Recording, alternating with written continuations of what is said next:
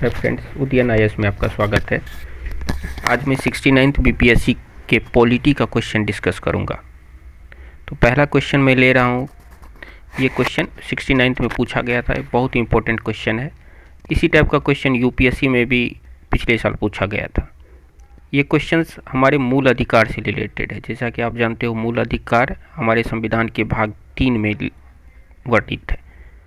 और मूल अधिकार, कितने मूल अधिकार हैं? मूल रूप से संविधान में 7 मूल अधिकार थे, परंतु संपत्ति के अधिकार को हटा दिया गया। तो अभी कितने मूल अधिकार हैं? 6 मूल अधिकार हैं। 6 मूल अधिकार में कौन कौन से अधिकार हैं? समानता का अधिकार या समता का अधिकार, स्वतंत्रता, उसके बाद शोषण के विरुद्ध अधिकार। ये समता का अधिकार कितने से कितने आर्टिकल तक है? 14 से 18।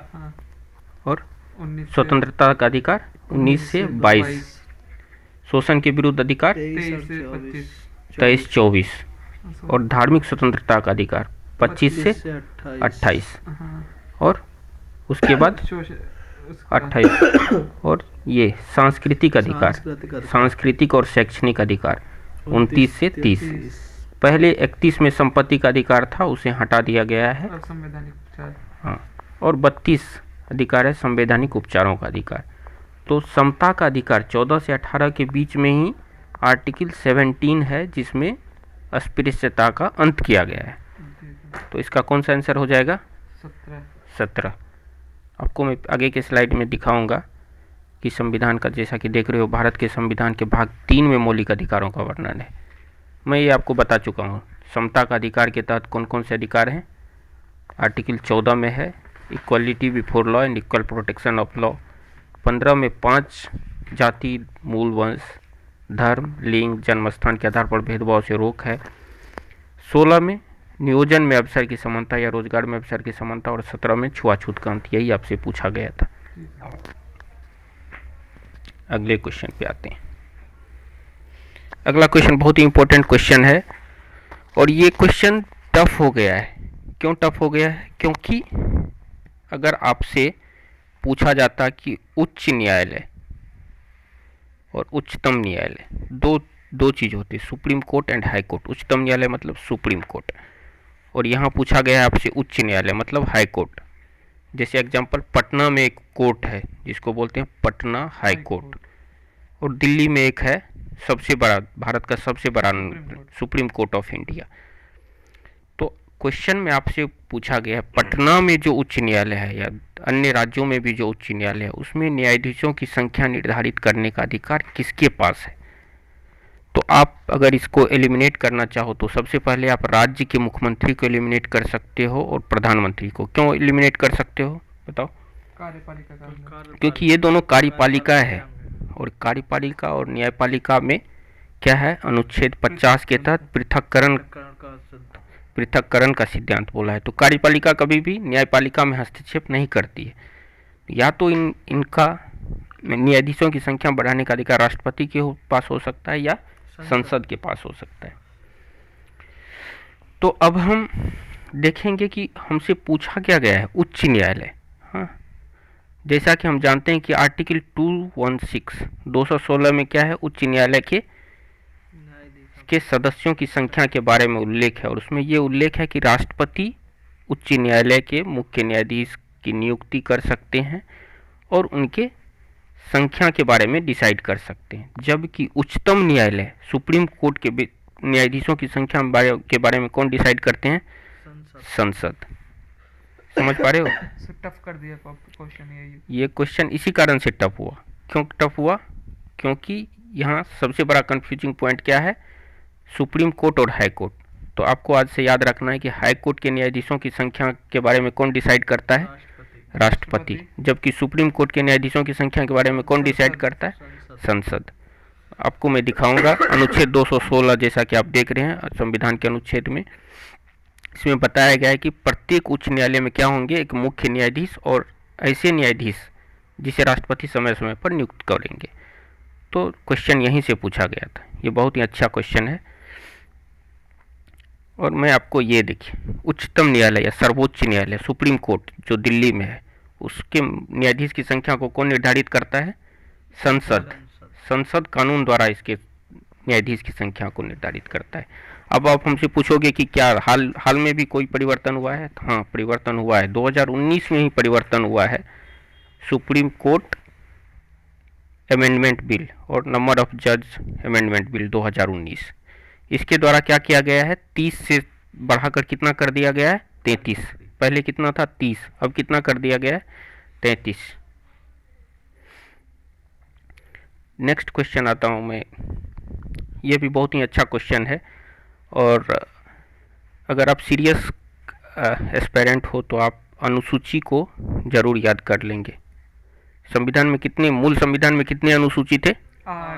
8। अभी कितने हैं? 12। तो ये याद रहना चाहिए। तो मैं इसका ट्रिक बताऊंगा कैसे याद कर सकते हो आप अनुसूची को। जैसे पहली अनुसूची में क्या लिखा हुआ है, भारत के संघ और उसके राज्य क्षेत्र का वर्णन है। दूसरी में क्या है बताइए? दूसरी में वेतन के बारे में। हाँ, दूसरी में वेतन। तीसरी में क्या है? शपथ। तो एक कंफ्यूजिंग सबसे ज़्यादा होता है क्या, कि दूसरी में वेतन है या तीसरी में वेतन है, दूसरी में शपथ है या तीसरी में। जी सर। तो आप देख रहे हो शपथ आप कैसे लिखते हो? शपथ। मतलब आप सीधा यहाँ से ट्रिक याद रख सकते हो, तीसरी में हमेशा शपथ होगा। चौथी क्या है? राज्यसभा। पांचवी में क्या होगा? पांचवी और छठी दोनों रिलेटेड है। पांचवी में क्या है? अनुसूचित जनजाति का है। छठी में क्या है? सिर्फ 4 राज्यों के लिए जनजातीय क्षेत्र। कौन कौन से 4 राज्य? असम, मेघालय, त्रिपुरा और मिजोरम।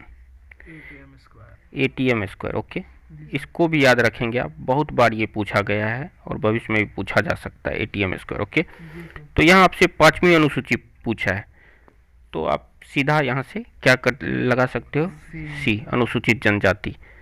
तो इसको एलिमिनेट कर सकते हो। और जैसा कि हम जानते हैं कि अल्पसंख्यकों के लिए या धार्मिक या भाषाई, इसके लिए कोई भी अनुसूची नहीं है।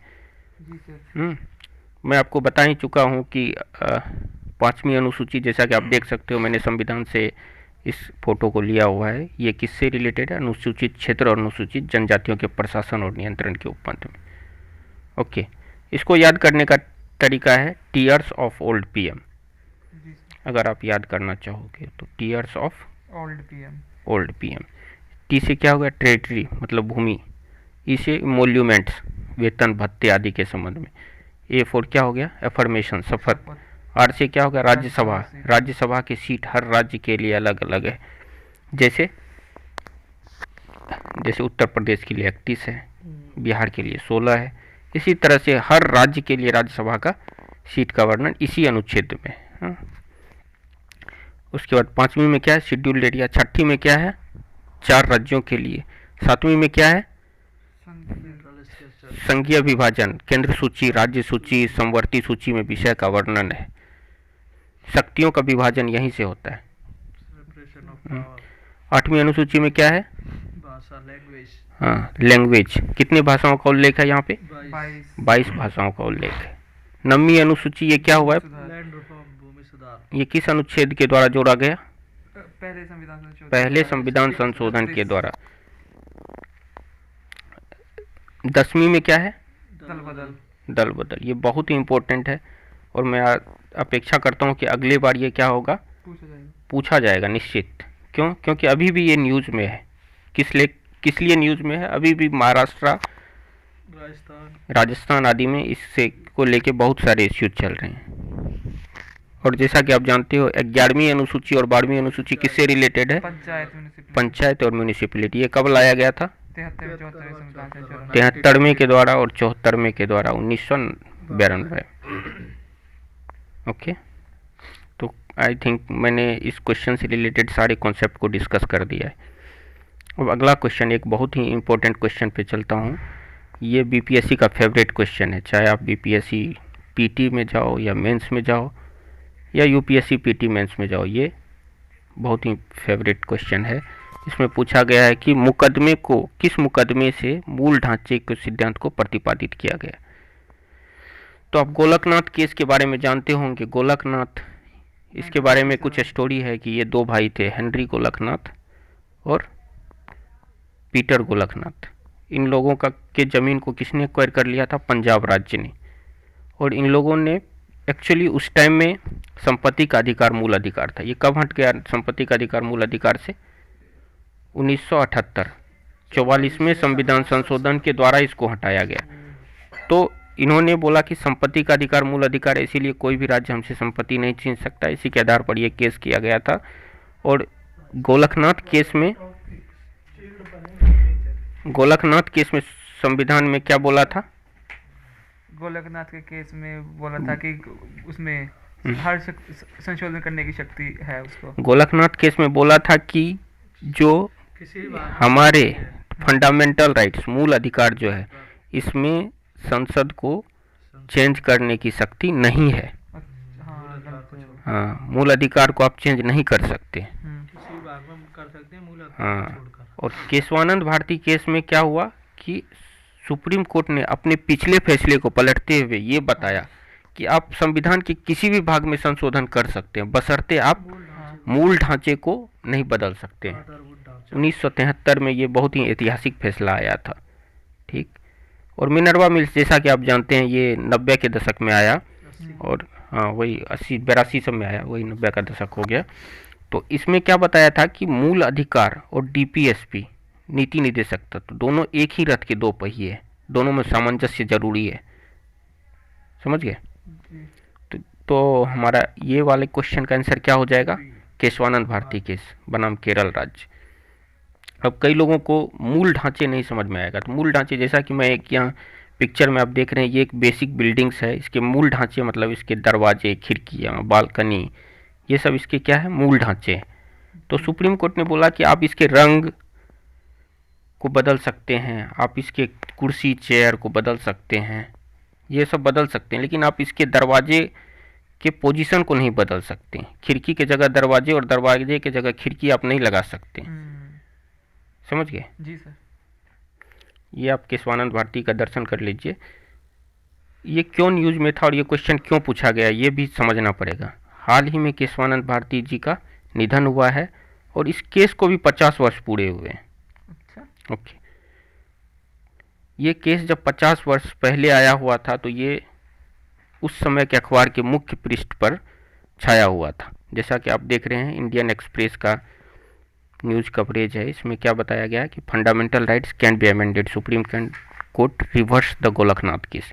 देख रहे हैं सुप्रीम कोर्ट ने अपने ही वर्डिक्ट गोलकनाथ को रिवर्स करके इसको बताया था। ओके, जी सर। Thank you. आगे मैं और भी क्वेश्चंस डिस्कस करते रहूँगा और 69th का हम लोगों का टारगेट है 69th के टोटल क्वेश्चंस के थ्रू आपको सारे कॉन्सेप्ट को क्लियर करने का। और भी सारे वीडियो आएंगे। धन्यवाद।